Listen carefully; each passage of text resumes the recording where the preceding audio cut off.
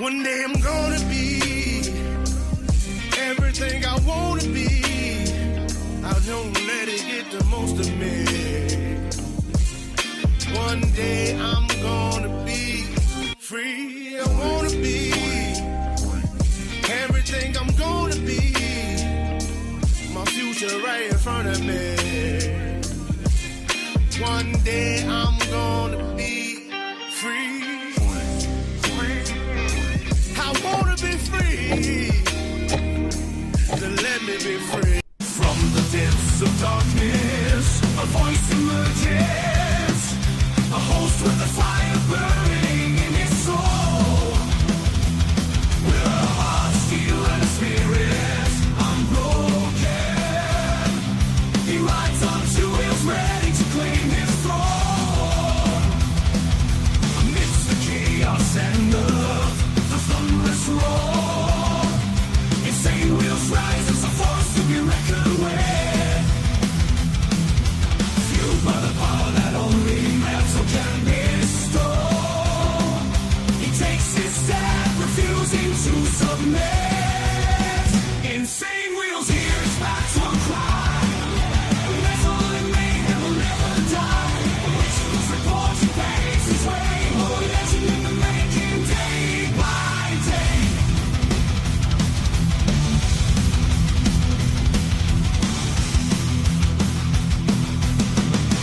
Good morning, ladies and gentlemen. It's a beautiful Fuck It Friday morning. Let's get it. Great to see everybody, man, and good morning to everybody. So we got some new information that's going on in regards to the U.S.-Iran deadline, as well, regarding the ceasefire. By the way, there's Lucy running around behind us this morning. And then we have the White House correspondent suspect video that just came out yesterday. It appears that it just came out yesterday. And we have all of that footage and all of the things for you guys as well. But then we have Tacoma school stabbing that happened. So let's go ahead and give you guys the breakdown, like what we're actually on a chronological landscape here from yesterday, getting us into current time this morning. So yesterday, right after the show, a few hours after the show, I think about 3 hours, U.S. House passes DHS funding bill.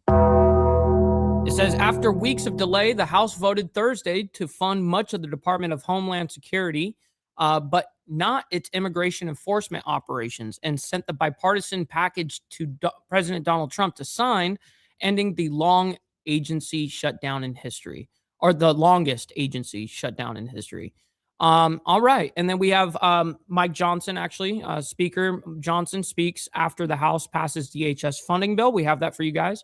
Then we have Trump yesterday during the afternoon started signing executive orders. And so we have that footage for you guys as well. Then we have several hurt after stabbing at Tacoma area high school. Says at least 5 people were hurt after a stabbing at Foss High School in Tacoma, Washington. One person is in custody. So they do have somebody in custody for this. And then we have that new video that came out, White House correspondent dinner. Suspect seen rushing past security agents. Yes, we already saw that from the bootleg version when we saw it like being recorded from a phone but and it was terrible footage. But now we actually have a better view, I guess. We're gonna review that here in a bit. We got Iran war. Hegseth argues ceasefire pauses 60-day deadline. Defense Secretary Pete Hegseth and Joint Chief Chairman General Kane testified before Senate lawmakers Thursday, which was yesterday, speaking under oath about the U.S. war in Iran. The conflict faces a key deadline Friday under the War Powers Act, which gives the Trump administration 60 days to launch an offensive attack without further action from Congress. Friday marks 60 days since, quote, Operation Epic Fury was launched in Tehran. Hegseth argued the 60-day timeline has paused due to the ongoing ceasefire. And so because the ceasefire is in effect for the last 2 weeks or whatever, that time doesn't count for the 60-day deadline. Okay, that's what he's getting at. And then we have key inflation gauge jumps to highest level in 3 years. So a key inflation measure jumped in March as gas prices soared. the latest sign that the Iran war is pushing up the cost of living and delaying any interest rates cuts by Federal Reserve. So then we have first U.S.-Venezuela flight in 7 years lands in Caracas. The first direct commercial flight between the United States and Venezuela in the last 7 years arrived Thursday in Caracas. It comes 7 years after the Department of Homeland Security ordered an indefinite suspension on flights due to security concerns. So I wonder if that's like flights like just for normal people to travel. I'm not really sure. U.S. reaches 60-day. This is what they're saying just 2 hours ago. By the way, U.S. reaches 60-day war power deadline to continue Iran war. It says the U.S. has reached the 60-day deadline to get approval from Congress to continue the war with Iran. Meanwhile, Defense Secretary Hegseth argued that the clock has paused on the deadline for the Trump administration to seek that approval. This comes as the war also rages on in the Middle East. The Israeli Defense Forces said in southern Lebanon, 40-plus infrastructure sites were dismantled. Among the targets struck were command centers, military structures, and more. And then actually, we have two more. Then we have Sheriff Judd. We actually have an update on that whole Santa trafficker. And remember, he called it poke around and find out, because it's Polk County. And then we also have Foss High School stabbing. New details have arrived just an hour ago, by the way. So we have all of this. We have to condense, and hopefully we can do it within an hour, but it seems like we're probably going to go into overtime.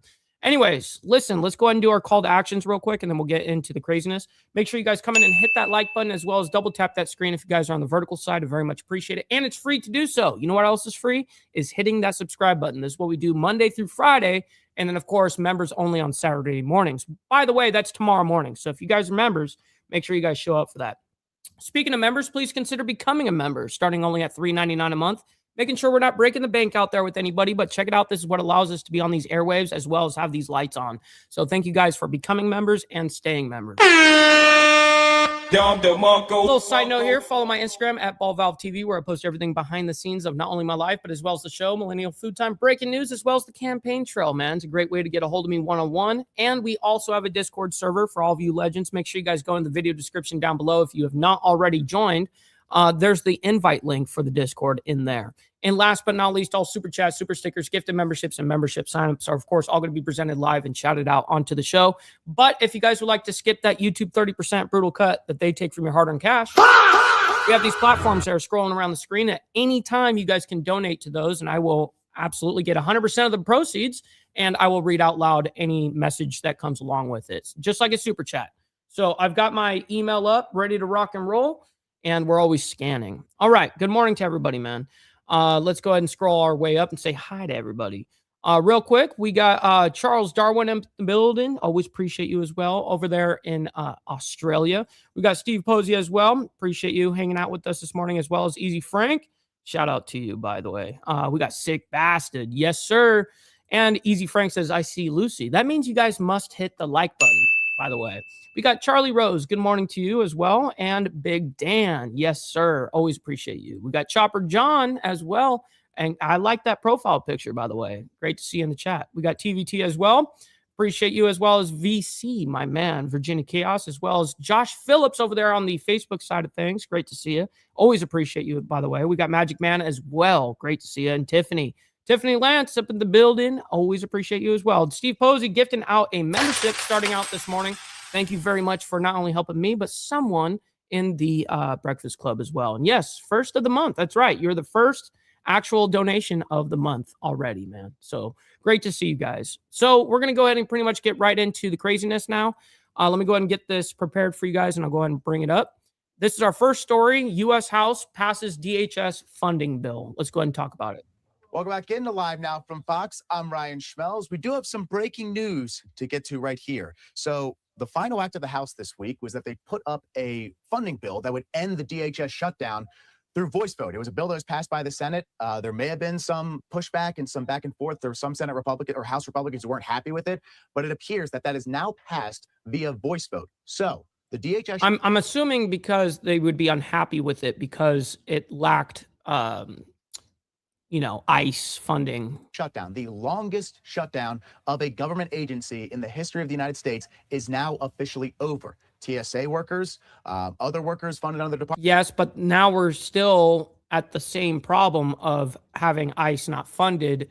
I mean, it's funded through with the big beautiful bill right now. I believe it's like going until 2029 or something like that.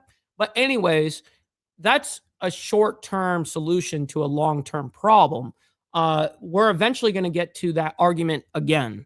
And the argument again will be, how do we fund these motherfuckers? The Democrats are going to absolutely shut it down, and the Republicans are going to try to get it funded. And you're going to see the same stalemate that we've been watching. Department of Homeland Security, like the Coast Guard, can now get their paychecks, and they can now resume essentially their operations as they were before the shutdown of the Department of Homeland Security. There's still a lot of questions about what happens next with ICE and Border Patrol, because I believe that was not funded under this measure. So, but there is an active effort by yeah, no kidding, Virginia Chaos. There's no doubt on that. In both the We're House all and the feeling Senate to that. put together what's called a reconciliation package to fund DHS through the end of this year, but also through multiple years from now when it comes to ICE and Border Patrol. So exactly, that still remains to be seen about what's going to happen with that. But we do have the breaking news that the DHS shutdown that has been going on for quite some time now.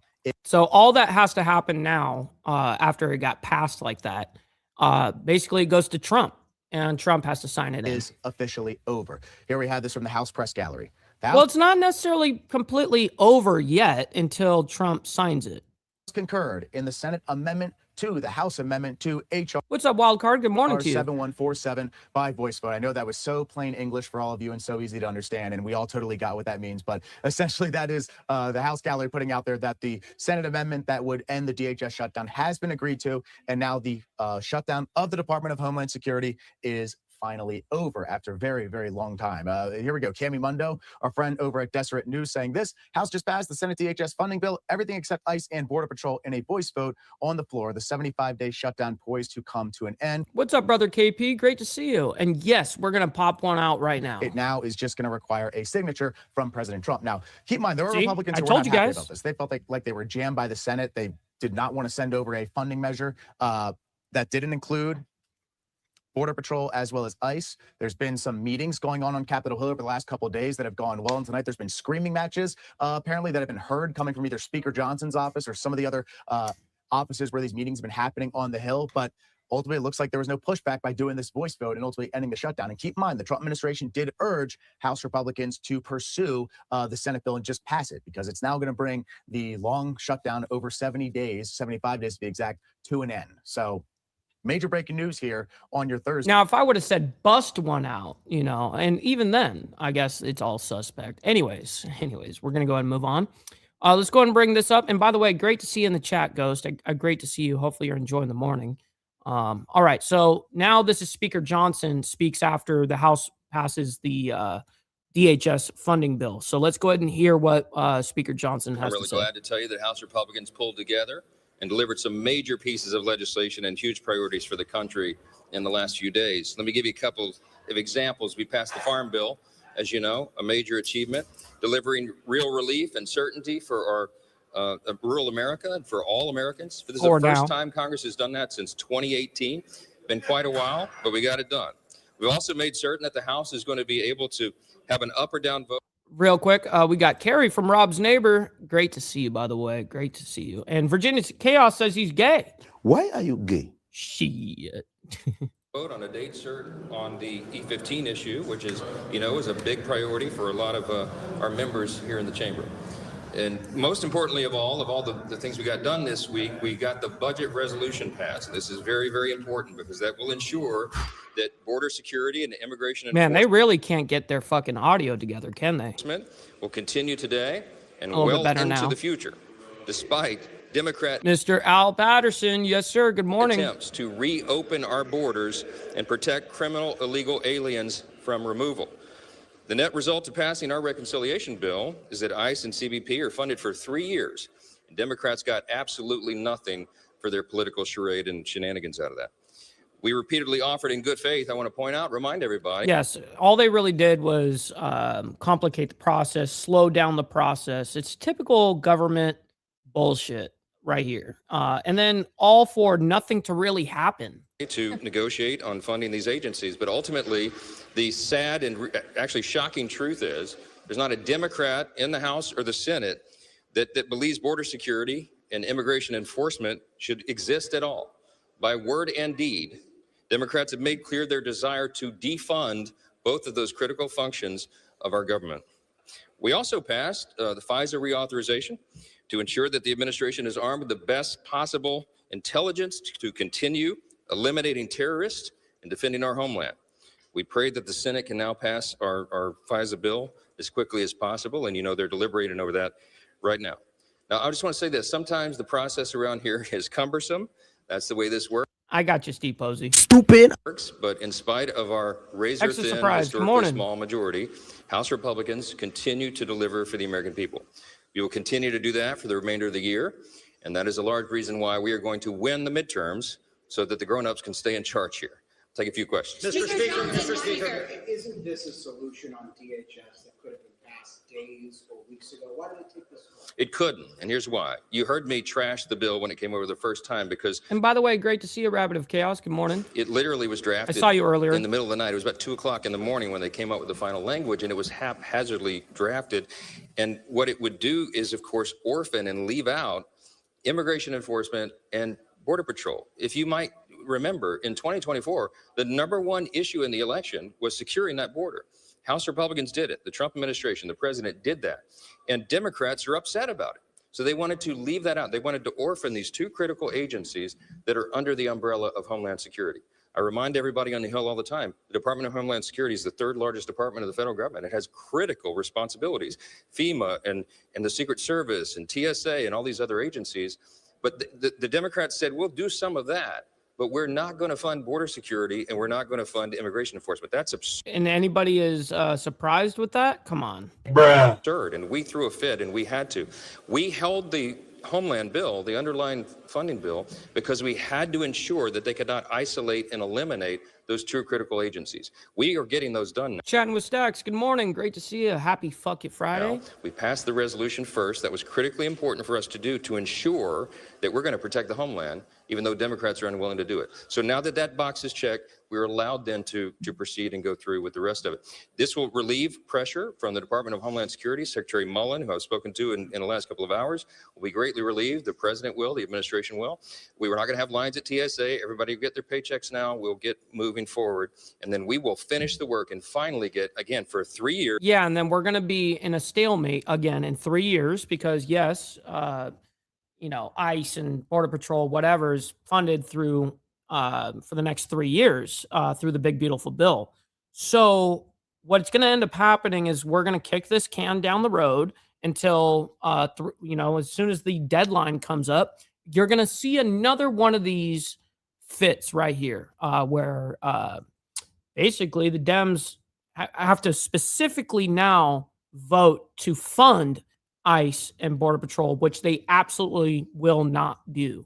So when you have it clumped up into one big thing, DHS, and it's a package ordeal, it's a little bit harder to not fund the things that you don't want. But see, now that it's separated, now it complicates it because now it's totally different funding and it's by itself now. And the Democrats are going to be they're going to easily be able to target it and say no.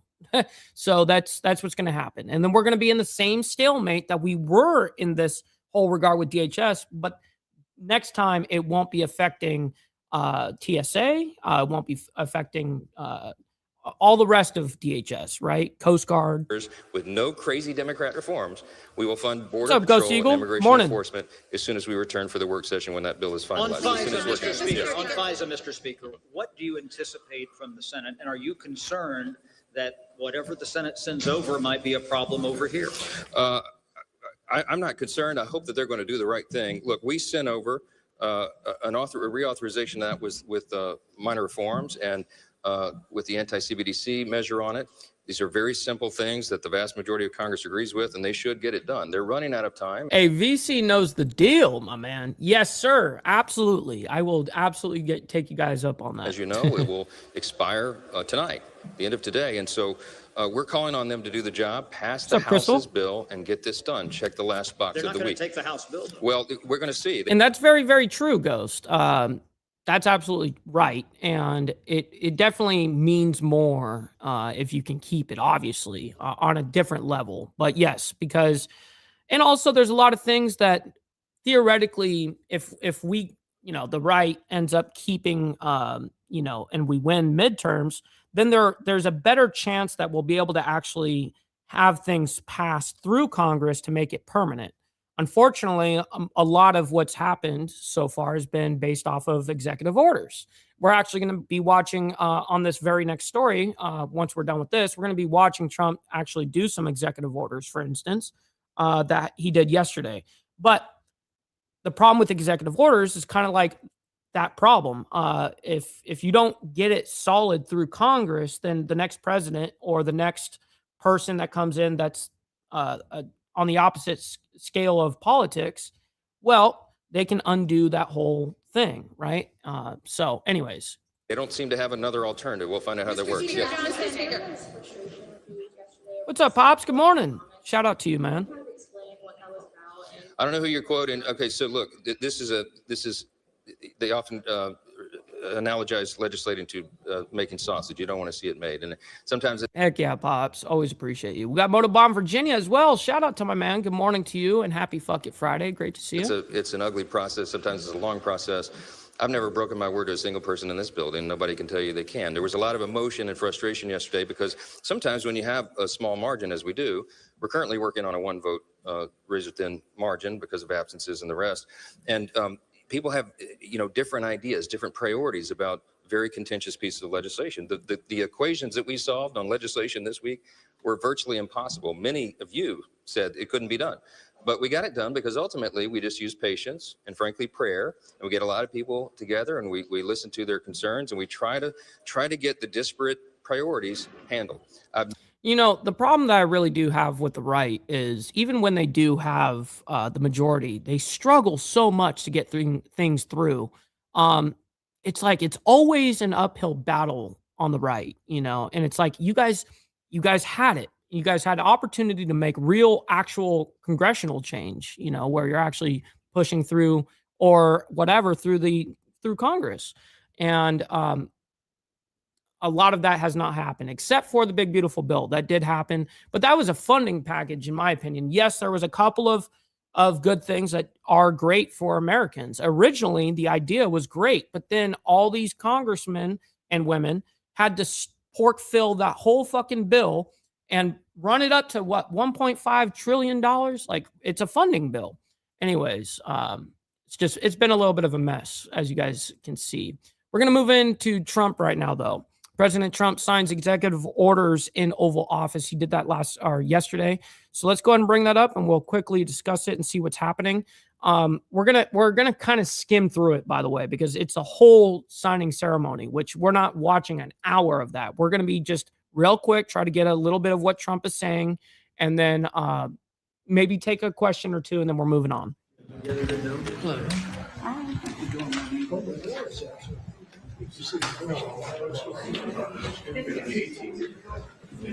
What's up, Raven? Good morning. What's up, brother? So loud. Good morning. Good morning. Nobody. All right, here we go. 6 points in Iowa, sir. Jesus. I can. Get the audio right. Come on.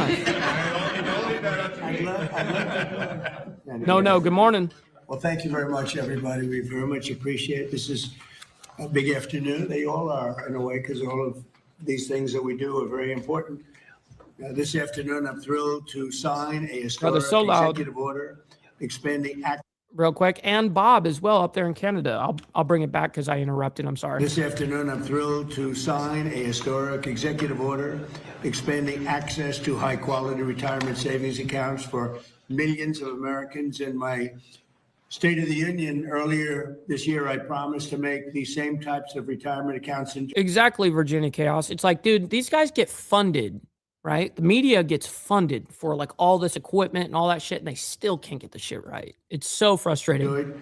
By the federal employees available to all Americans. So that's what we're doing. It only seemed fair. It's really a tremendous situation for all Americans. That was really much promises made, as I say, promises kept. I'm thrilled to be joined by incredible people that I know and the warriors. Jason Smith, these are Congress people. Brian Stile, Mike Carey, Lloyd Smucker, Bill Heisinger, Ryan McKenzie, John McGuire, Zach Nunn, Derek Van Orden, Jeff Crank, Nick Begich, Monica De La Cruz, and Mike Lawler. Warriors, every one of them, they're great people. They fought very hard for what we're about to sign.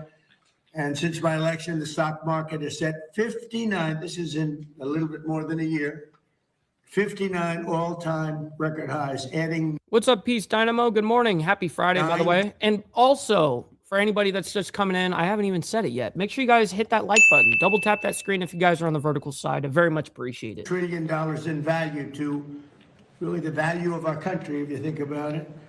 Under 4 years of Biden, the average 401k rose at a rate of just $875 a year. Last year under Trump, the average 401k balance was up. Yeah, Crystal, it's very simple in the aspect of the audio game, whether they mic him up correctly or they have a mic that's hanging above him on a boom stick or whatever, where you wouldn't hear that kind of echo with a decent microphone. But yeah, unfortunately, it's not only that, but it's also the audio engineer in the background, usually a DEI fucking hire that doesn't know what he's doing and doesn't know how to hone in on audio, right? $24,000. So $875 versus $24,000. I would say that's pretty good. This is really incredible. The numbers are incredible. The numbers being invested in our country are more incredible than any. Oh, wow. Uncle Fester coming in hot. Fucking right out the gate. Didn't even say hi. This dude comes in, drops it like it's hot. Didn't even say hi yet. Very much appreciate you, my man. Great to see you. Good morning. Hopefully you're enjoying your Friday, your Fuck It Friday, or Felony Fuck It Friday, whatever one you want to get down. You know what I'm saying? Anyways, very much appreciate that. You're not only helping me, but you're helping 5 others in the Insane Wheels family. And tomorrow morning is members only, by the way, everybody. You see it. There are plants being built all over the USA. We have auto plants, not just AI. AI is doing great. We're leading China by quite a bit. But we Here, I got you, homie. Have auto plants being built all over the country. They're coming back from Canada. They're coming back from Mexico, Germany, Japan, South Korea, wherever they build autos, they're coming here. Nobody ever thought they'd see that. The union loves me. You know, I did very well with the auto workers, but they like me a lot more now than they did when I was just talking about it. Beginning at the start of next year, every American will be able to go to TrumpIRA.gov and open a new low-cost IRA account. You'll then be able to access the same type of retirement accounts that federal employees enjoy through the thrift savings plans, which are incredible. As part of the Federal Savers Match Program, low-income Americans will be eligible to receive up to $1,000 per year in matching funds deposited. Yes, of course that means that you're included, Ghost. Absolutely. Make sure you show up tomorrow for members only. Directly into their accounts. It's a great thing. For millions of Americans who lack employer-sponsored plans, this will be really revolutionary because they'll be covered. Nobody thought that was possible. For example, if a 25-year-old who is eligible for a Savers Match Program invests just $165 a month under the matching federal contributions, they will have an estimated $465,000 in their account by the time they're 65 years old. In other words, That's if they'd never touched it. they'll be rich. And there's something awfully nice It's not rich, but yeah, you'd be a little bit more set. about that. But this is only the first step. I was talking to Kevin Hassett a little while ago, and the people standing right behind me, we're going to take it to the next level. And the next level, Kevin, you're going to mention something, but the next level will be necessary to have congressional approval. What you just heard, we don't need congressional approval. And it'll never be terminated, because to terminate it, if somebody else is in office, to terminate it, you'd have to take that money away. You'd have to really take away something that's so positive. I don't think any politician would do it. But to take it to the next level, we need congressional approval, which should be very easy to get. It should be bipartisan.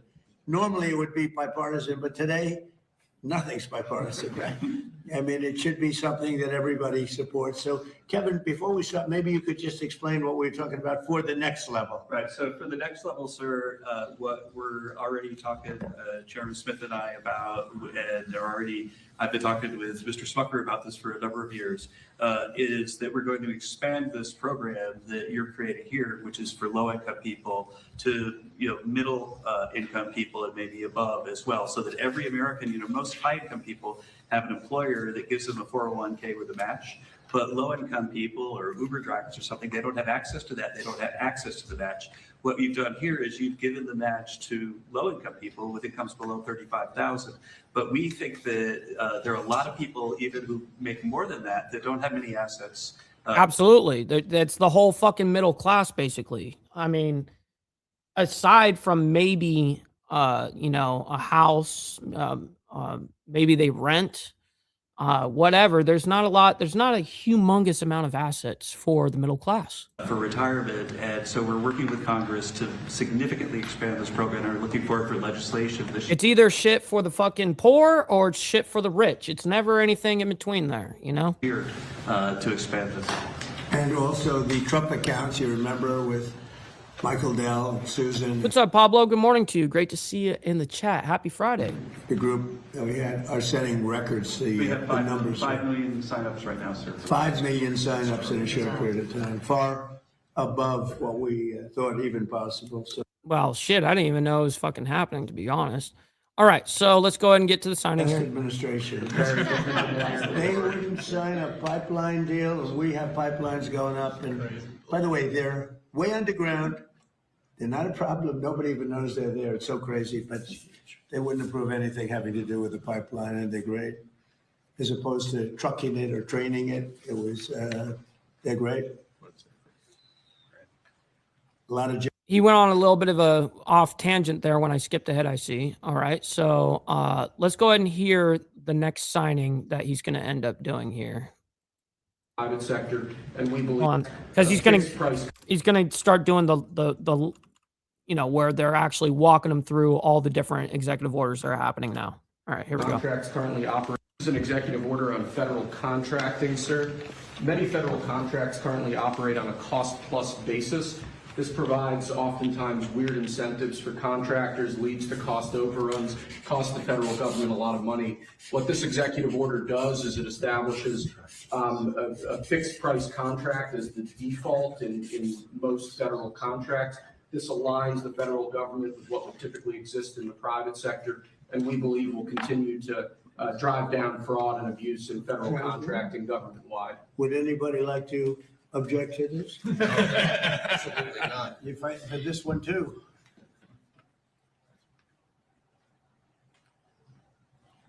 Okay, thank you. Next one. You previously announced that we were withdrawing Casey Means as the Surgeon General, sir, and appointing Dr. Safir, or nominating Dr. Safir in her place. Yeah. That on the left is the withdrawal, which will later be transmitted to the Senate. Okay. And on the right is the new nomination form for our new Surgeon General. Nicole Sapphire, she's with Fox, was with Fox. Is it with Fox anymore, Peter? But she's great. She'll be the Surgeon General. I believe she's with Memorial Sloan Kettering in New Jersey, sir, and she's an outstanding doctor. She is.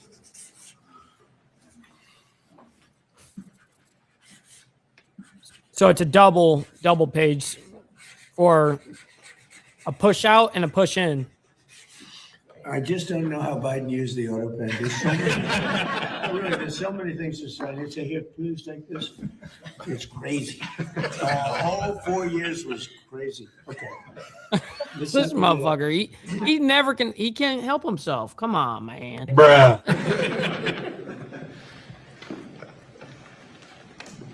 She's going to be great. Surgeon General. Thank you. This is a proclamation declaring this weekend to be National Fallen Firefighters Memorial Weekend. As you know, firefighters do an incredibly difficult, dangerous job, help keep us. Yeah, Bob, I mean, I don't know if you heard me say it earlier, but that's exactly what I was saying. You know, that's exactly right. You know, when it comes to these executive orders, they can easily be overturned. That's why it's very important. If you hold the majority, especially as the president, with your party, you're able to push things through Congress a little bit easier, and that's where you're going to see actual shit stand and change and not change. But with executive orders, yes, they're basically a however long the term is. That's usually how long those executive orders last. So yes, you're right. This is a proclamation honoring their sacrifice and remembering those who have fallen. Great. Everybody likes that? You bet. Okay. Firefighters. That one deserves something. See how they overcrank the audio and everything's clipping. That's right, sick bastard. Make sure you guys get the likes up. Your administration, particularly the First Lady, have made foster and adoptive care major priorities. This is a proclamation declaring National Foster Care Month, honoring those who participated in foster programs, who have helped raise foster children. You talking about the debate that we did, Charles? It went phenomenal. It went phenomenal. Blew the other side, the incumbent, out of the water. That full video is being edited by our team right now. And then once it gets completely edited, because it was not only recorded from like other, angles, it was recorded on the center with our main camera, very, very expensive, like movie level camera. So once that comes out, I'll actually post it onto Insane Wheels. I'll actually upload it as a video for you guys to check out. Anyways, back to this. Right. And speaking about the many things that your administration, including the First Lady's office, have done on that set of issues. Yeah, it's been a big thing for the First Lady, so this is in honor of our First Lady. Well said. Yeah, I'm going to be one of them to post it. Yes. It's going to be on a couple of different outlets that are going to be uploaded to, but my outlet will also be one of them. We got Brother Straight Jacket. Great to see you, Sicko Smoke. Great to see you in the chat. Or 6'7" Smoke. Oh, that's great. That's great. That is good. Thank you very much. Thank you, Mr. President. So do you have any questions? Maybe we discuss. Okay, so that was it. There's no more executive orders after that. All right, let's go ahead and get into this whole thing real quick. It's a very, very quick little update. It's just a breaking news headline update. Several were hurt after stabbing at Tacoma area high school. Now, I do believe we may have an update on this somewhere in our storyline. It actually, yes, there was information that came out this morning, and it just came out right before we go live. All right, good. But this is the headline. Let's go ahead and bring this up, and we'll quickly discuss it here. Thanks again for being with us here on Live Now from Fox. We're continuing to follow that breaking news that's coming to us out of Washington State. I'm going to put this back up on your screen in case you missed it. Here, as we were watching, as Fox 13 is Tacoma. now reporting there, that at least 5 people have been injured after a stabbing incident happened at Foss High School in Tacoma, Washington. This happened this afternoon there in the city. We do know that it's about 30 or so minutes. What's up, Dennis? Great to see you in the chat. Hopefully you're enjoying your morning so far. From Seattle proper, Tacoma, Washington is. And so we're continuing to get these updates as this is a developing story. Ultimately, though, our partners at Fox 13 are reporting that they confirmed with the Tacoma Fire Department that there are a total of 5 patients. 4 of them are currently in critical condition, according to the Tacoma Police Department. Wow, they're in critical too. Oh, no. 1 suspect is also in custody. So they did get 1 person in custody. Now, I'm sure that is the guy. But we have the update for you guys on that, but we're going to play that a little bit later, actually. It'll be one of our stories that we close with, just came out. But first, we got to get into this new video from this White House correspondent dinner. Suspect seen rushing past security agents. It's some new footage. It's not that old, grainy, fucked up footage. It's new footage that came out yesterday. And I saw it. I reviewed it like to myself, right? But nonetheless, we have it here for you guys. So let's go ahead and bring this up. And we really don't need to hear from Homeboy about this. I want to see the video here, which is here. You have the attempted assassination of the president. The latter requires intent. And we'll see. Look, this is just a complaint. You know, we haven't gotten a grand jury indictment yet. And U.S. Attorney Jeanine Pirro there in D.C. said that there might be additional charges. Certainly, the assassination charge gets the most press and the headlines. But I think when you go to the grand jury, I think the prudent thing would be to have a belt and suspenders approach, have some fallback charges like that. 18 U.S.C. 111 assault charge that we typically see. Also, the attempt on other cabinet members or even federal officers. Those are all federal crimes. So that way, if this goes all the way to a jury trial and the jurors don't believe that he necessarily intended to kill the president, but intended to kill someone else, they do have something to fall back on.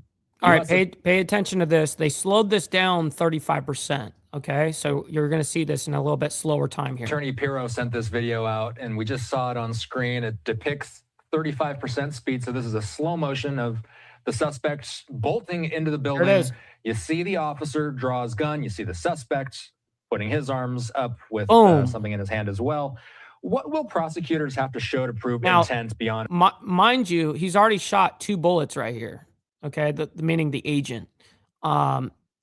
Look at where his line of firing is. Okay, I know this is an emergency moment and you're whatever, but you really have to be careful about what's behind what you're shooting at. Right now, he's already shot off twice. If you've noticed, let me go ahead and bring it back, and you'll see the 2 times he shoots. You see the officer draw his gun. You see the suspect putting his arms up. Shoots right there. Boom. Shoots right there. Misses. With something in his hand as well. What will prosecutors have to show to prove shoots again, misses again, intent beyond a reasonable doubt, Nima, and shoots a 3rd time, and now he's in line with this officer. Now, I wouldn't be surprised if this officer actually accidentally shot this officer, but luckily they have, their vests and stuff. But this is a little crazy. This is a crazy ordeal here. Also, what are you seeing in the footage here, the slow motion footage? Oh, I don't need him to say anything. So to prove intent, you have I don't even fucking care what you got to say. I've got the footage there. I'm the analyst, and that's that. All right, so let's go ahead and see what this attorney is saying right here. Let me go and U.S. Attorney Pirro. Okay, let's go and hear what she's got to say. Nima Rahmani with that conversation earlier today. We appreciate him. By the way, U.S. Attorney Pirro, along with that video that you saw playing, she sent out this saying, today we are releasing this video provided to U.S. District Court showing Cole Allen shoot a U.S. Secret Service officer during his attempt to assassinate the president at the White House Correspondents' Dinner. There is no evidence the shooting was the result of friendly fire. The video also shows Allen casing the area in the Hilton Hotel the day before. Well, hold on. There is no evidence the shooting was the result of friendly fire, meaning the agent that shot those 3 shots and missed, and there were people behind where he was shooting. I think there was probably an accidental friendly fire before the attack. My office, along with the FBI, will continue this extensive investigation. All friendly fire was theoretically, well, I guess you could do friendly fire and you meant to do it too. To bring Cole Allen to justice. So we've been watching. All right. So anything, of course, going more into that story as we get developments, of course, we're going to present them to you. Now we're going to go ahead and focus on Iran real quick, the Iran war. Hegseth argues ceasefire pauses 60-day deadline. So the thing is they have to go to Congress to kind of seek more approval after the 60-day mark. 60 days ran up theoretically today. Okay, 60 days. Now, what they're arguing in with Congress yesterday was that when we're in a ceasefire, that it stops the clock. So theoretically, they have 2 more weeks or whatever, however long it's been, right, of being able to do this without having to go to Congress at all to discuss anything. So that's the argument right now. Again, I'm not telling you what is what ought be. I'm talking about what is. I'm just telling you exactly what is being reported out here. All right, you're watching live now. I'm Austin Westfall. Yesterday, we were talking about members of the House questioning Secretary Hegseth and General Kane about the war in Iran. Today, the senators had their chance. Let's check in with Fox's Jennifer Griffin. She covers the Pentagon for Fox News. There's an actual name for that? Damn. This report. There were more fireworks and name-calling than substance about the war strategy and cost. The Pentagon chief clashing again with Democratic lawmakers as he and the chairman of the Joint Chiefs defended their historic $1.5 trillion budget request, a 40% increase from last year. But the question I would ask to you and to others is, what is the cost of a nuclear-armed Iran? What is the cost to the American people if the world's most dangerous regime has a nuclear weapon? But the truth is, they don't want war coming to this shore. There's no evidence that we are safer because of this war. We did not have any evidence. What's up, Brother Beezer? Good morning. Happy Friday. That Iran intended to imminently attack this country in any way, shape, or form. Much of the discussion had already occurred in a closed classified briefing. There's no question that Vladimir Putin's Russia is taking serious action to undermine. Yeah, I'm definitely going to check that out because I was thinking to myself, yeah, I mean, originally I was kind of thinking of the aspect, oh, all friendly fire is unintentional. And then I thought again, I'm like, wait, that can't be right. No, of course there's got to be intentional friendly fire. Of course. Our efforts for success in Iran. Is there any question about that? I think there's actions and activities that are mindful of the hearing room we're in, but there's definitely some action there. There was just one question on the Strait of Hormuz. General Kane, no can you kidding, tell us the BC. status of the Iranian Revolutionary Guard Corps' Navy, the entity actively closing the strait? I won't get into any classified materials, but the smaller, fast, and smaller boats, Boston whaler-sized boats, there's still some out there. Friday marks the deadline for Congress to authorize the use of force, or for the White House to ask for a 30-day extension under the War Powers Act of 1973. But House Speaker Mike Johnson says this is not a war. In Washington, Jennifer Griffin, Fox News. Call it what you want, man. They're doing all that nomenclature policing in the aspect for legalities. Okay. We continue to track the latest. They're going to call it an operation like they are, and you're going to hear people say it's not a war. It's an operation. Well, call it whatever you want to call it. It's still war. Show me the difference, of what their side. I'm not talking about what Congress says. I'm talking about what difference does it make on the battlefield if you call it an operation or a war? There is none, right? So it all looks the same. Headlines with our experts and analysts. That includes national security analyst and host of the Strap podcast, Hal Kemper. He's here with me to discuss Hegseth's remarks and more. The Washington Post with this, saying that Hegseth argued that the U.S. can continue fighting in the Iran war despite a law that requires Congress's approval after 60 days of hostilities. Friday marks the 60-day deadline of the War Powers Act. Some people at home, Hal, they might be wondering. What's up, Bobby? Good morning. Hopefully you're enjoying the morning as well. What exactly this all means. I was reading up on it today. A number of lawmakers asked Hegseth about this today. Basically, it's a decades-old law that limits the use of force without authorization from Congress. There's a 60-day limit for the fighting, or else the law requires that Congress must declare war or authorize the use of force. So, as this post says, Friday's the deadline. How important is this 60-day timeline? Which is today.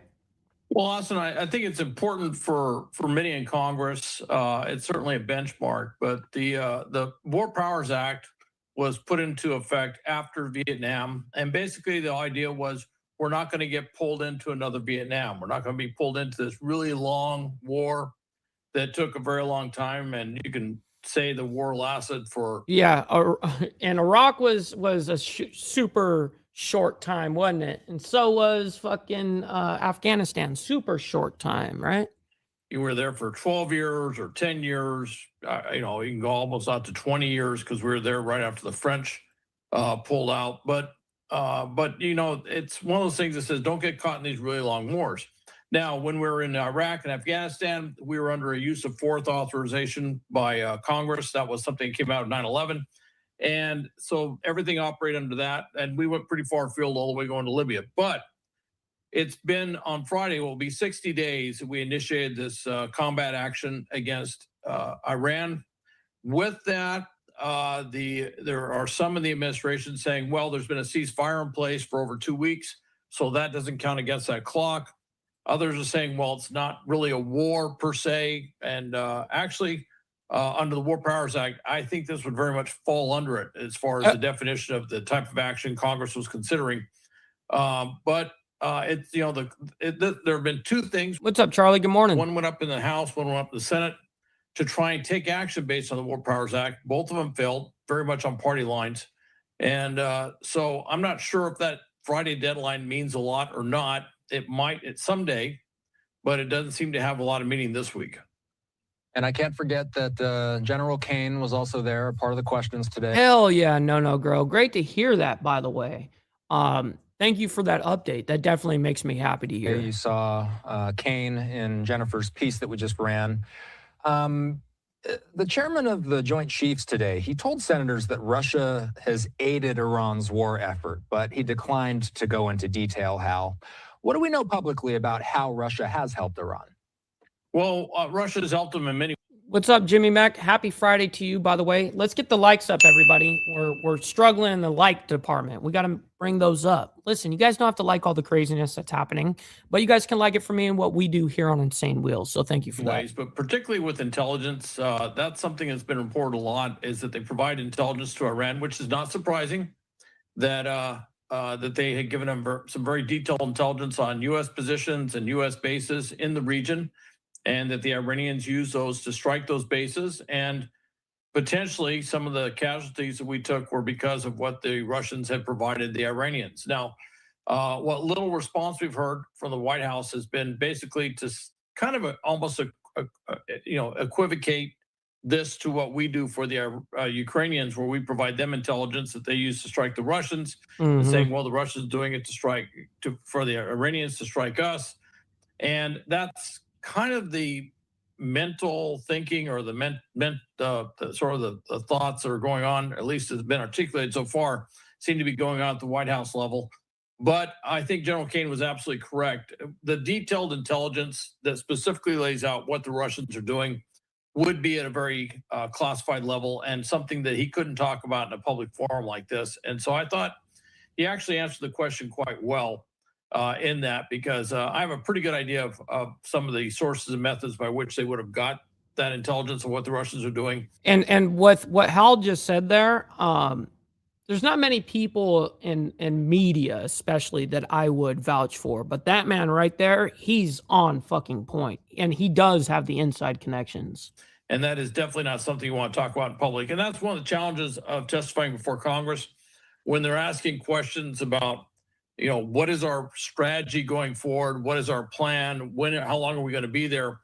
These are all things that you really don't want discussed in public forum, because that's stuff that informs the Iranians what our plans are or what our timeline is, and they would use that to their benefit.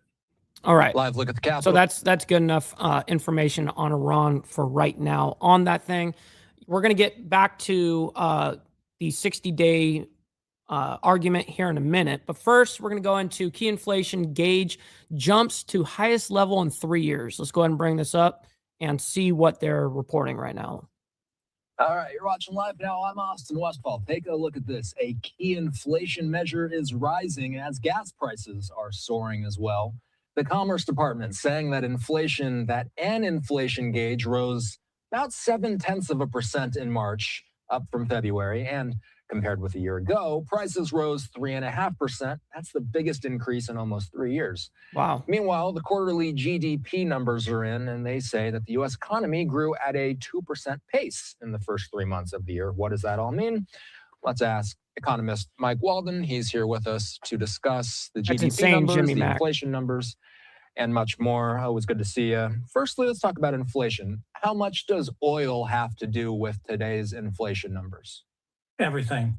everything. And we were. I was just about to say that was a very good question from Austin, and I was going to jump in there and answer that before this guy did, but he got to it before I could hit pause. So, but yes, it is one of the major reasons for right now why we're seeing this inflation jump up so high. Affecting this. I mean, oil is such a key ingredient to so many things, not Everything. just gasoline, but pretty much everything we produce has an oil component, a gas component. So this. Yeah, I mean, shit. Look at even your shampoos and shit. Yeah, absolutely. This was expected. It actually was a little better than I thought. I thought the rate would be somewhat higher.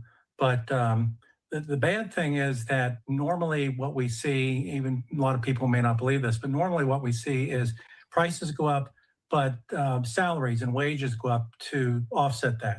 And we saw that in February. This March, we did not get that. People are behind now in terms of their ability to buy things. So this is a bad report for consumers, but it was unfortunately, given what we're dealing with in terms of the Iran war, it was an expected report. So yep. So, and just terrible numbers what we're seeing there. Anyways, I just wanted to show you guys and give you guys those numbers, and luckily they'd said it right away. So now let's go ahead and focus our attention to an interesting development that happened, I believe yesterday. Yes. First U.S. Venezuela flight in 7 years lands in Caracas. Let's go ahead and bring this up, and we'll quickly discuss it. Also, you know what we have not done yet? We have not done our proper money part. We haven't discussed it. We haven't done it. Let's go ahead and just get the money part done. Of course it would glitch. Of course. Just get the money part done. Give me money. Money me. Money now. Me a money needing a lot now. Now that's actual factuals, ladies and gentlemen. All right, let's go ahead and bring this up and quickly get into this. You're watching live now. I'm Austin Westfall. Look at this. This is cool. This is the first time that we are seeing, it looks like we're having a bit of a visual interaction there we go. The Department of State with this, saying, for nearly 7 years, there have been no direct commercial flights between the U.S. and Venezuela. Under President Trump, we're changing that today. Flights between Miami and Caracas have been restored. The resumption of a nonstop commercial flight between the two countries. Right after this, this is a very, very short update. After that, I will play. Comes months after the U.S. capture of then-President Nicolas Maduro in a stunning nighttime raid on his residence in Caracas back at the beginning of this year. It happened early January. That also comes a month after the U.S. formally reopened its embassy in Caracas following the restoration. Caracas. I've been saying it wrong. Anyways, I'm illiterate as fuck. Everybody knows that. Diplomatic relations with Venezuela.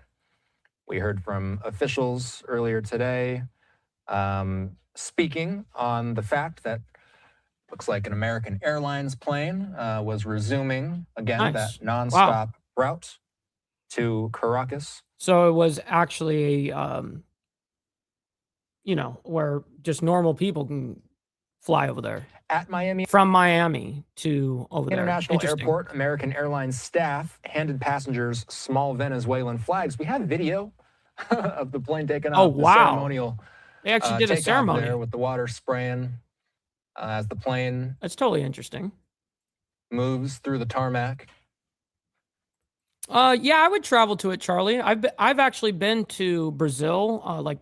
For instance, I went down to Brazil, was down there in Sao Paulo, Brazil, was all over the region, and then rode our motorcycles from Sao Paulo to Rio de Janeiro, and then, of course, back down, and we got to travel all of it. It was awesome. Anyways, back to this. Balloons with Venezuelan flag colors, yellow, blue, and red, adorned the gate door leading to the plane, according to the AP. The flight is operated by Envoy Air, which is a subsidiary of American Airlines. It departed Miami at 10:11 a.m. Eastern. They basically throw themselves on you. It's pretty incredible. I don't know if you guys know, but there's, I believe, I may be wrong on this stat, so I advise everybody to go look it up. But I do believe the population in Brazil is heavily on more of the women's side. So there's more women than there is men, I think. I think that's what the weird stat is. So they really do throw themselves on you, especially if you're some white boy. You know what I mean? 5 minutes ahead of its scheduled time, according to Miami International Airport. No, I went in a group, and I would do it also in a group. It arrived around 3 hours later in the Venezuelan capital and then returned to Florida later in the afternoon. Cool stuff. Hey, and there's the... Yep, so they're showing a little love. All right, so let's go in and embrace our fuck-ups. You know what I mean? We definitely need to. Beat yourself up. Of course, it would glitch again. Beat yourself up over past mistakes. You are going to fuck up again in the future, quite possibly in a most spectacular fashion. Why worry about yesterday's fuck-ups when you have tomorrow's fuck-ups to look forward to? You are a fuck-up, and fucking up is part of your growth process. Embrace the process. Embrace thy process.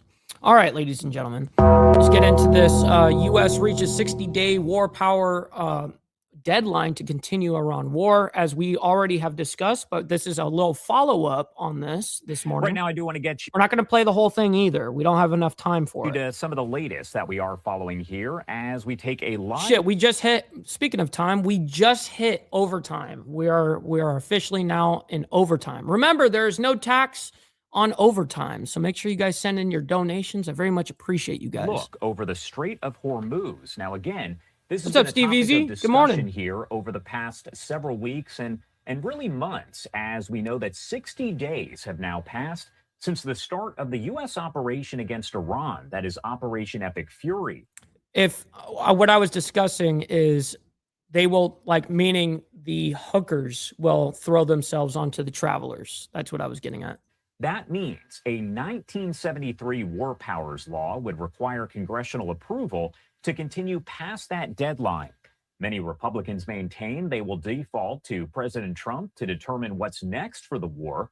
Senator Susan Collins of Maine has broken with those Republicans voting in favor of a war powers resolution. She wrote on X in part, quote, "As I have said since these hostilities with Iran began, the president's authority as commander-in-chief." See, and absolutely, Pablo, I wouldn't be willing to visit Mexico, and I've been to Mexico multiple times, and right now is not the time. Is not without limits. The Constitution gives Congress an essential role in decisions of war and peace, and the War Powers Act establishes a clear 60-day deadline for Congress to either authorize or end U.S. involvement in. Yo, Magic Man, appreciate the gold coin for 10 joules. I very much appreciate that. Over there on the vertical side. Hostilities.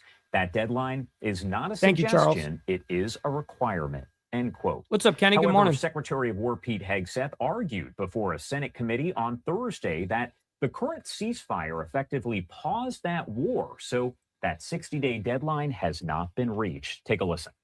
So that's the argument, and we already saw that. Well, actually, I don't think we saw this exact part, but we already discussed this whole thing regarding the ceasefire. They're trying to, the Trump administration is trying to say that, well, because we're in a ceasefire right now, those days should not be counted. So theoretically, they should have like 2 weeks worth of being able to continue without having to go to Congress for any type of approval for anything. On Iran, ultimately, I would defer to the White House and White House counsel on that. However, we are in a ceasefire right now, which our understanding means the 60-day clock pauses or stops in a ceasefire. And today marks the 60th day, by the way. Today is the 60th day. Not in. Yeah. It's our understanding, just so you know. Okay, well, I do not believe the statute would support that. I think the 60 days runs maybe tomorrow, and it's going to pose a really important legal question for the administration. We have serious constitutional concerns, and we don't want to layer those with additional statutory concerns. But the question I would ask to you and to others is, what is the cost of a nuclear armed? And we already saw that part. Attack this. Fire between the U.S. and Iran remains in effect. Iran maintains its chokehold. Brother Hardwire, good morning. On the strait. This live look provided there by marine traffic, and a lot of questions, of course, about the different icons that you're seeing on your screen. As I can tell you, those are basically just different vessels. But what's important to note is that nothing is moving. That is a real-time image. And that's why I get so frustrated when there's like, people are like, it's all a lie. It's moving just fine over there. Their ship's going in and out of the strait. I'm like, no, dude. No, there isn't. Actually, and I loved when someone, made that claim on this show recently. There's somebody that made a claim on that. I'm like, yeah, let me just go ahead and bring up marine traffic right now, and let's go ahead and see if there's any movement. Oh, nothing? Oh, funny. Because if you would see a shipping lane, this is what shipping lanes look like, nonstop. It is nonstop looking like this. This is another strait over there down by Yemen, and my audience already knows this because I explain this all the time. This is what it would look like if it was open. But it doesn't look like this. It looks like this, and it's not moving. So also pay attention to these routes. There's a lot of ships that would be normally going through this strait, but are not going through this strait right now. This is a great little, this little, it's like a cut through the Suez Canal, and then you're up into Europe right here, straight from the Middle East. You go right through there, and now you're in Europe instead of going all the way around Africa. But look at Africa. Well, look at this whole thing right now. Look at all these ships going all the way around the bottom of Africa, spinning its way around, and then going up all the way around into Europe, rather than taking this shortcut. Because a lot of the insurance says for the cargo on board of these vessels, they say if you go through this strait, then we're not going to be insuring your cargo, for instance. And then the ship owners are like, well, fuck, we're forced to have to go all the way around the map to keep our insurance or whatever, right? So anyways, that's enough of that. Let's go ahead and bring this back up and see if we get any more information out of it. We'll try to squeeze a little bit out of it. And if we can't, then we'll go ahead and obviously move on into our next story here. But nonetheless, go ahead and see what we get. The U.S. Navy is maintaining a blockade to prevent Iran's oil tankers from getting out to sea. President Trump has reportedly rejected Iran's latest proposal that would reopen the strait in exchange for an end to the blockade. Now, the issue there is that Iran wants to— Eduardo, that would be Iran that shut it down. Absolutely. And now the United States counter to this was, well, if we can't control the strait, then we're going to control your imports and exports through your Iranian ports.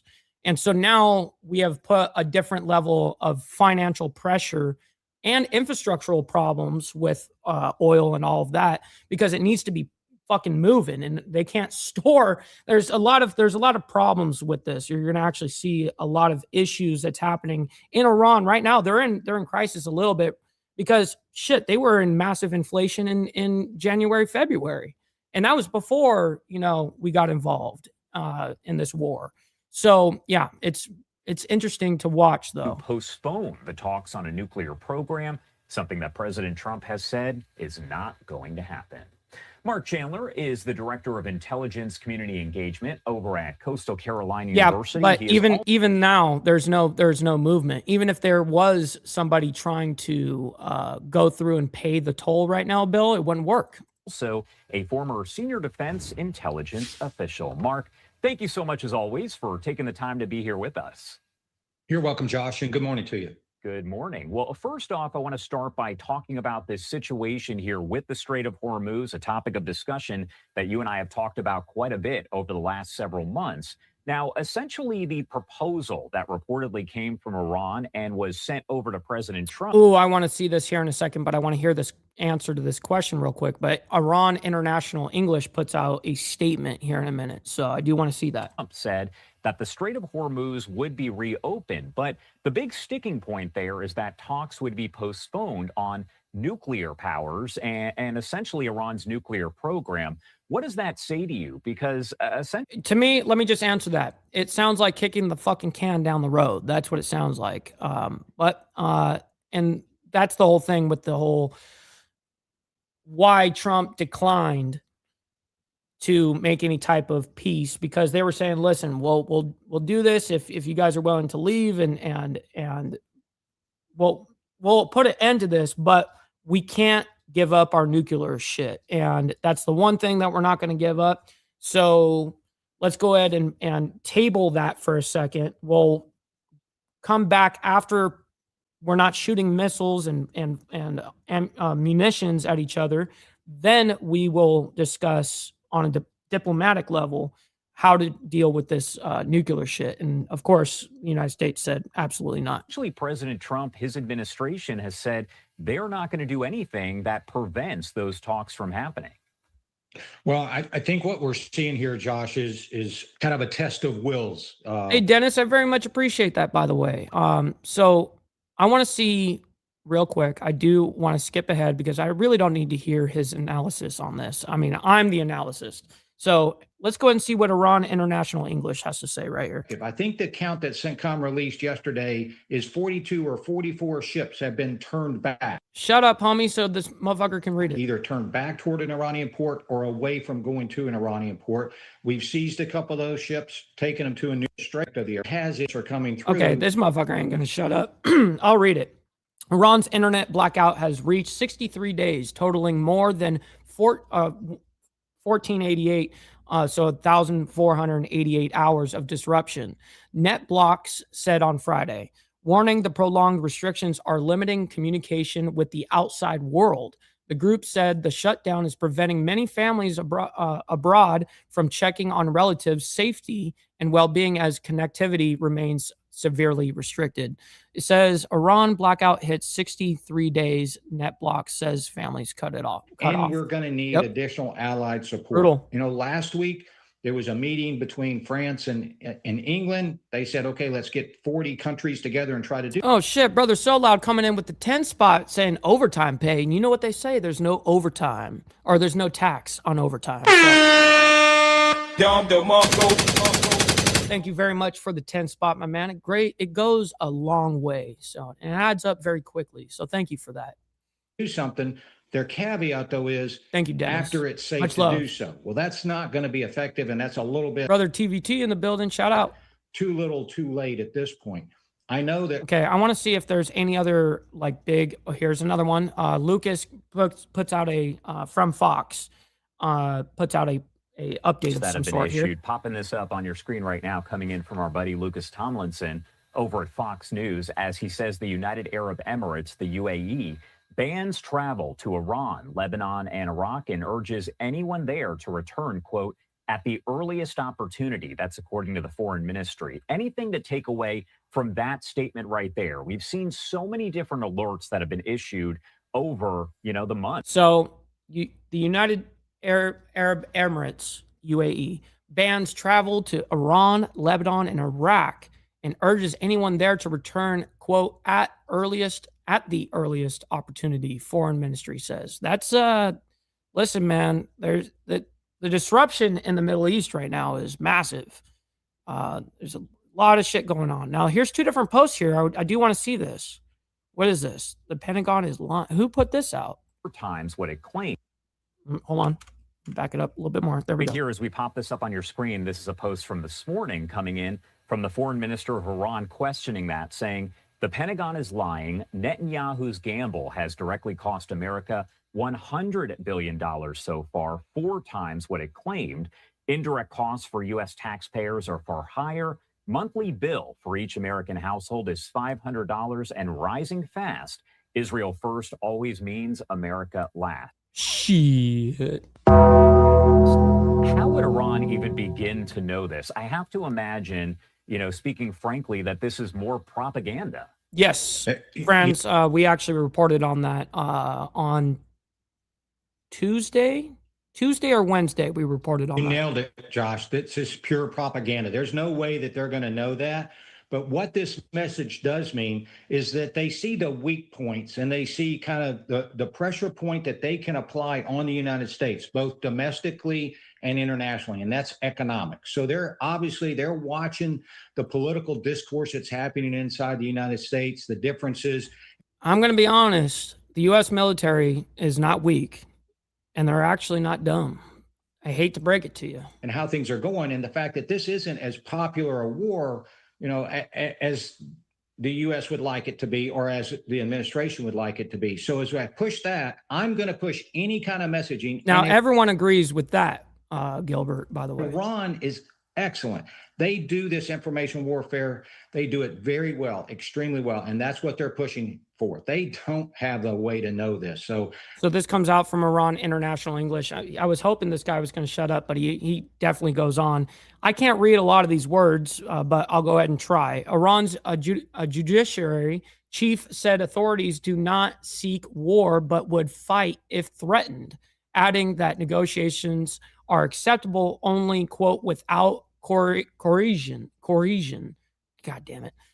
We do not welcome war, but we are not afraid of it. If our dignity is threatened, we will fight. And then I can't pronounce this dude's name. He said Friday, adding legal action over attacks would continue and warning opponents cannot impose terms through pressure or negotiations. All right, see if there's anything else. It looks like there is. The IDF puts out 24-hour recap. Southern Lebanon, 40-plus Hezbollah infrastructure sites dismantled, which we reported on yesterday, by the way. Among the targets struck, command centers, military structures, and additional terrorist infrastructures. All right, let's see if there's anything else. No, there is not. We're moving on into our next story. Actually, we reported on this yesterday, and now we've got a little bit of a follow-up to do before we get into the Foss High School stabbing of the new details that are revealed this morning. But this morning, 3 hours ago, we do have an update from this whole thing, from what we saw, Sheriff Judd over there in Florida, what he was discussing yesterday about this Santa trafficker, this dude, this old man that tried to meet up with a very young girl for sex, which is, I mean, just unbelievable. I just can't stand these people. Anyways, it was the feds that put out the ad. He responded, said, and he was talking to the quote unquote father of the daughter, and was like, hey, the old weird dude was like, hey, are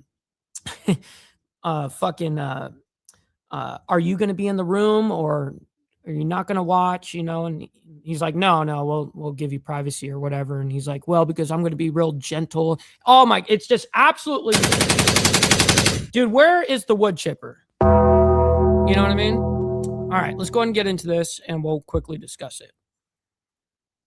An extremely disturbing situation out of Florida. Viewer discretion advised here, as a man known for playing Santa Claus at Christmas events in Polk County, Florida, is one of nearly 20 people arrested during an undercover operation focusing on accused child predators. We're joined now by Sheriff Grady Judd of Polk County, Florida. And Sheriff, thank you so much for being here. I mentioned this, but an incredibly disturbing situation. Josh, it's my pleasure to be with you today and to share with you how horrible this is. Yes, let's make sure we get the likes up, by the way. Double tap that screen if you guys are on the vertical side. Listen, you don't have to love everything that's happening around the world, but you guys can like it for me and what we're doing here. So thank you for that. This guy was a preacher. That's right. A pastor, and of at least 40 years. He also was a communications and marketing director for Tri-County, which is a mental health, drug, and alcohol abuse organization, very well respected. They immediately fired him. And everyone, Lakeland metro area is probably 300,000 or 400,000 people. Everybody knew this guy as Santa Claus. He was in the huge Lakeland Christmas parade every year as Santa Claus. People hired him. In fact, when we... and he pointed out, meaning Judd did, he pointed out yesterday, like, this man has had thousands and thousands and thousands of fucking children sit on this fucking dude's lap. Oh my God. It's so gross. We were doing the undercover operation. One person that was there said, oh my gosh, I've already booked him to be Santa Claus at a Christmas party. No more. Another detective showed me a picture of his children sitting on Santa Claus's lap with my detective and his wife standing behind. So that's how popular he was. And he came to this undercover location thinking he was chatting with a 13-year-old father, and the father was selling the daughter. Right. And he said, are you going to be in the room while I have sex with the little girl? And he used the name we used. And the father said, no, I hadn't planned to. He said, well, you don't need to. I'm 68 years old and I'm going to be very gentle with her. Oh my fucking God. Come on. Isn't that frightening? That is absolutely terrifying. And Fucking we've gross. aired a lot of different news conferences that you've held. We've aired those here on Live Now from Fox. You've seen some very disturbing situations that have taken place. And of Wow, course, you've Pablo. provided updates Terrible. on them. But as the sheriff there, someone who knows this guy, what goes through your mind when you hear those incredibly disturbing allegations? Well, first and foremost, he is so recognized in the community and a reputable person. In fact, he was at a Rotary meeting and had his picture with me 2 weeks ago. We all thought he was a stand-up guy, and he dressed and the entitlement. He thought he was like invincible or some shit just because he rubs shoulders with some high up people, officials or whatever. looked absolutely like the real Santa Claus. You know what I'm saying? So we were all shocked in this community. We were glad to arrest That's right, Jimmy. him because we didn't know what his dirty little secret was. And now we're looking to see if there may have been victims, live victims. We saved what ostensibly would have been a 13-year-old child from sexual battery by Santa Claus by arresting this deviant. What is your message to maybe people in the community right now if they do have any information about this? Obviously, as you mentioned, this man is well known for playing Santa. They maybe have some information that you all need. What would you say to them? What is your message to them? Sure. The message that we've put out throughout our social media and the community is come forward, call us, let us screen your child and see if your child's been a victim before. He has had tens of thousands of children set on his lap. That's so gross to think about.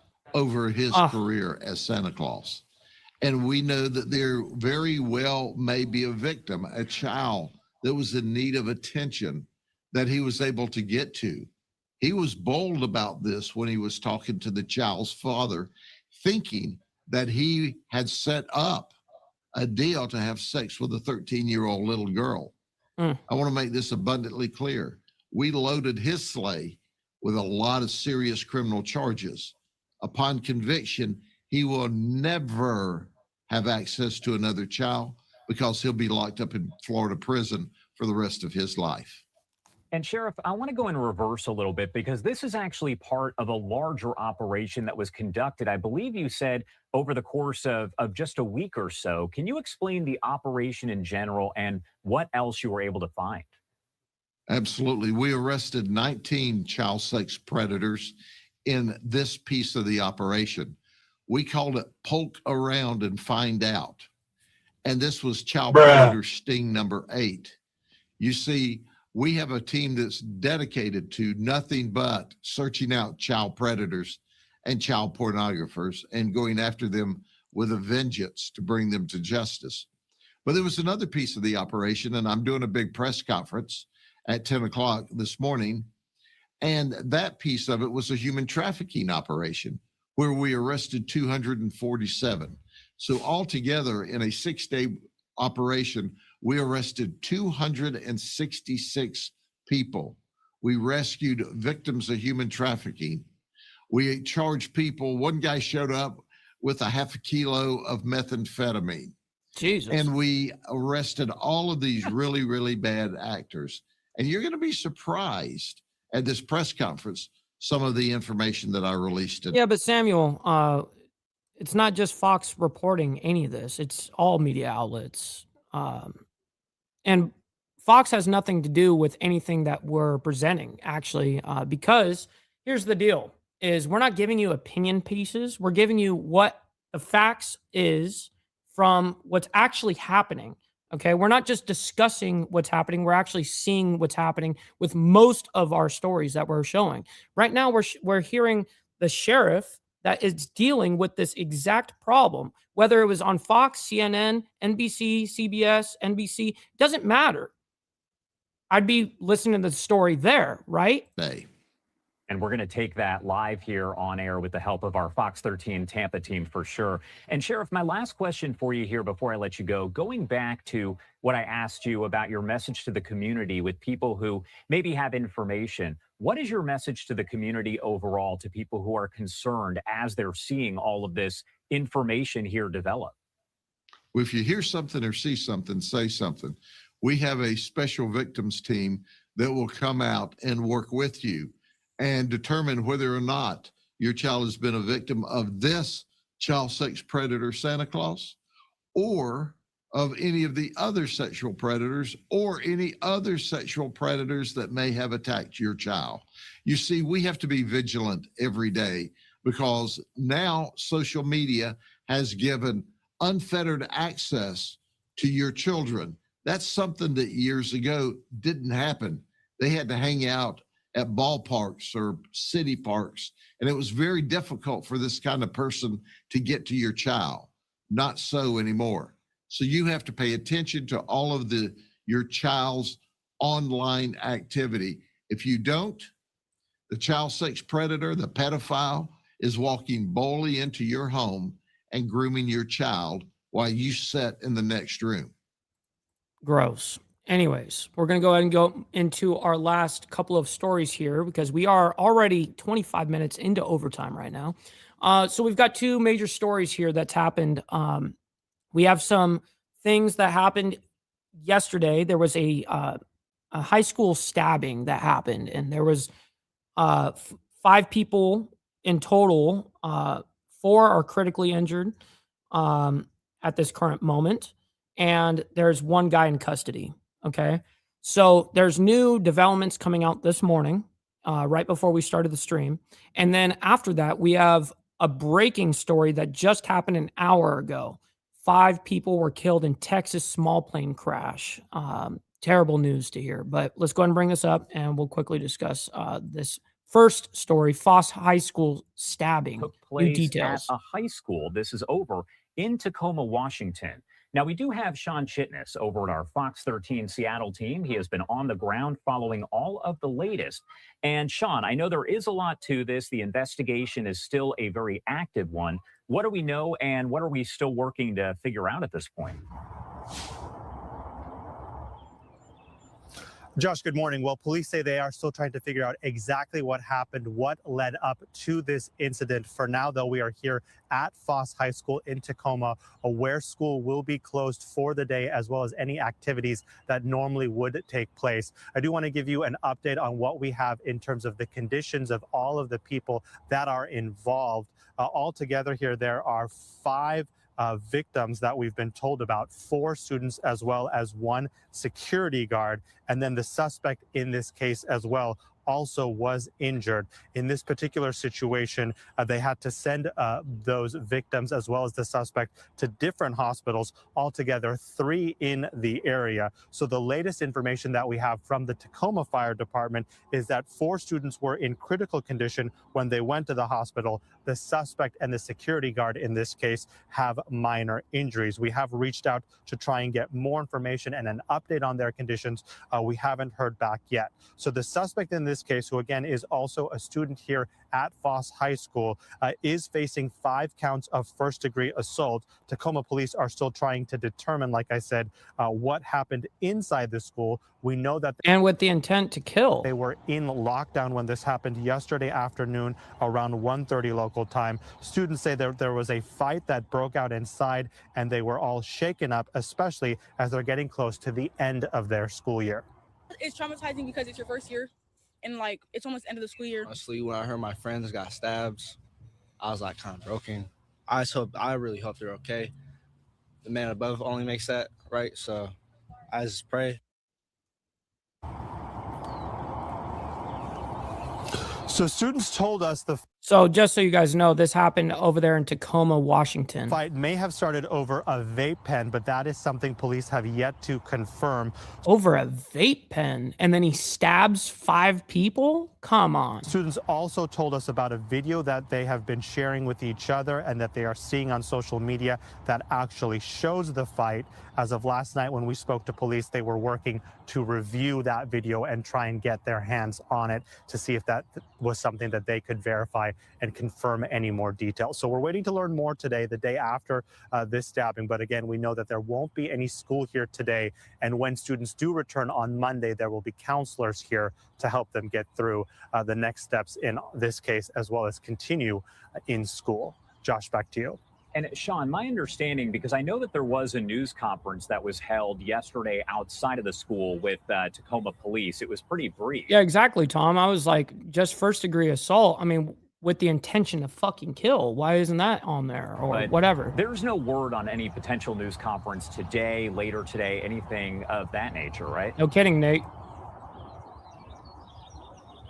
Right. So we were hoping to get more information from them later after that press conference you're talking about. We didn't get any additional details, and they hadn't scheduled anything for today as of yet. So as a new day begins here, we are reaching back to all of the different organizations involved, not only Tacoma Police, but also Tacoma Public Schools, which has yet to say anything directly about this incident other than notifying That's not surprising. parents in the community that there won't be school here today.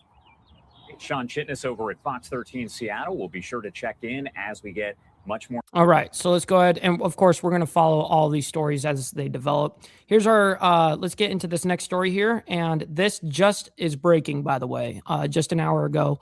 5 people were killed in Texas small plane crash. Terrible news. So we continue to follow some breaking news out of Wimberley, Texas. We're learning 5 people have been killed in a plane crash overnight in the Wimberley area. Joining us now is Jessica Rivera with Fox 7 Austin on live now from Fox. Jessica, thank you so much for joining us. What are you seeing out there? I can see you're in the news car. What are you seeing as you've been approaching the scene? Hi, good morning, Christy. Yes, we haven't been able to see a lot just because this incident happened. Oh, what happened? What happened? We were able to kind of get close to the crash site, but we were told to get off of that private property. So we've been staying on the public road. We did see a lot of DPS and emergency personnel arrive. Let me show you what the road looks like right now. So as I just mentioned, this is very remote situation. It's not really affecting anyone really besides just these owners of this house. And so we were told by the judge that this has been a very tragic incident. We mentioned 5 people passed away last night. And so we were able to get some information from the judge. He told us that this was a private aircraft. It was identified as a Cessna 421C, and it confirmed to crash near this area right here. Yeah, David, no kidding. Authorities confirmed that all those 5 occupants that were on that plane died. Fire and EMS have been out here on scene. You know, this area is still kind of away from a lot of people, so there's not a lot of traffic coming in and out. And so there's still the early stages of the investigation. You know, we're learning as we're going throughout the day. So we do know that the aircraft was traveling at a high rate of speed at the time that it was impacted. And based on the current findings, there was no indication that there was a mid-air collision, but we do know that there was a second aircraft that was traveling near it, but it was able to land safely in New Braunfels. So the FAA and the National Transportation Safety Board have been notified, and they're going to be leading the investigation in the cause of this crash. I was told by the judge a couple of hours ago that he has been notified that there's going to be some investigators arriving to Hayes County. The sheriff's office has also... Well, that's what they were saying is there was no evidence, at least on the radar there, the tracker, that that there was any collision at all. It just showed that they were going, and there was no suggestion that they had hit anything. Notified us. They've been talking to reporters out here telling us that there's going to be a public information officer that's going to be able to give us more info. Hell yeah, Matt. Welcome back to the channel, my man. Great to see you in the chat. And yes, by the way, this man right here is a legend. He's also an amputee as well. Actually, he's a double amputee, right, Matt? Yes, I think you are. And you're both above are both above the knee? I can't remember. And he rides motorcycles. Motherfucker's badass. Anyways, me and him, I actually did an interview with him back in the day, which was awesome. So it's still on the channel right now. Information. We're hoping to get that press conference within the next couple of hours to, really understand what happened. Oh, what led got to you. this. Got you. All we're knowing. Got you, Matt. My bad. Because there's another guy that literally his name is Toothless. That's literally his right road now name. that aircraft was going at a high speed and did not crash with anyone, just made its way here in Wimberley. And Jessica, I wanted to ask you, you've been sharing this external view of the car that you're in, and we can see there's raindrops on the window there. What has the weather been like over the past 24 hours there? And are officials saying that maybe weather played a factor in this, or do they not know that yet? So the past 24 hours here in Hays County, it has been heavy rainfall. We've seen about a half an inch to an inch yesterday, and today we're expecting to see more. So that rain could have had some impact on that travel. I don't think so. I don't think so. I'm surprised that they didn't like get actual footage of the plane down. They're in the area. I was kind of assuming that was going to happen. Let's see what this is being reported right here, what this is. And once again, here are some posts that are just coming in on social media here. Now, to quickly recap what Jessica said, if you are just joining us, 5 people have been killed in a plane crash overnight. This all taking place in the Wimberley area there in Texas. Now, the aircraft has been identified as the Cessna 421C, and once again had 5 people on board, all 5 confirmed dead at this time. A preliminary investigation shows the plane I noticed that as well, was Charles. traveling at a high rate of speed at the time of this crash, but there is no indication of a mid-air crash. And we heard from Jessica there that the FAA and the NTSB have been notified about this crash, and they will be leading the investigation. All right. And so if any other developments come out from any of these stories, any story that we bring up, we try our best to follow. So anyways, listen, I can't thank you guys enough. You guys always show so much love, appreciation, engagement. Hit that like button as well. Double tapping the screen if you guys are on the vertical side. Listen, I can't thank you guys enough for a great week. It actually flew by for me this week. But we've got members only tomorrow morning. So we're not going to be discussing any of this shit here. We never discuss any of the crazy Monday through Friday shit on members only. That's time for us to have a good time, laugh, all that shit, right? So anyways, I'll see you guys tomorrow morning for members only. If you guys aren't a member, we'll see you guys Monday morning. Great to see everybody, and thank you all for being here. We'll see you guys very soon. Make sure you guys stick around for the raid too. We're going to be raiding our buddy Chatting with Stacks. We just set up the raid. So, all right. There we go. We're all ready to go. Much love, honor, respect, everybody. Much love, honor, respect. And listen, make sure you guys stay safe out there. God bless, everyone. Much love. From the depths of darkness, a voice emerges, a host with a fire burning.